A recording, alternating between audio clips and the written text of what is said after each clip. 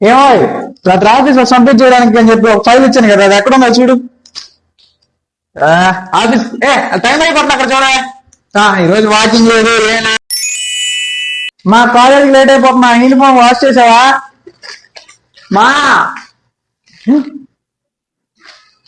Assignment రాయడం మర్చిపోయా.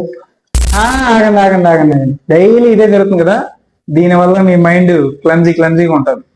చేయాల్సిన టాస్క్లు ఫినిష్ చేయలేవు, అందరిలో వెనకబడిపోతావు. ఇలా జరగకుండా ఉండాలంటే ప్లాన్ యువర్ డే లైక్ దీ స్టెప్స్. ఈ మాత్రం హింట్ ఇస్తే చాలు, చెలరేగిపోతారు అంతే. Number 1, note down your tasks. రేపు మీరు ఏమేమి పనులు చేయాలనుకుంటున్నారో, లైక్ అసైన్మెంట్స్ అవ్వచ్చు, మీ ఫిట్నెస్ షెడ్యూల్స్ అవ్వచ్చు, లేదా ఎవరెవరిని కలవని మీ క్యాజువల్ మీటింగ్స్ అవ్వచ్చు, అన్ని ఒక బుక్ తీసి అందులో రాయండి. మనకు అంత ఓపిక ఉండదు కదా, అట్లీస్ట్ మీ మొబైల్ నోట్ ప్యాడ్ అయినా టైప్ చేసి పెట్టుకోండి.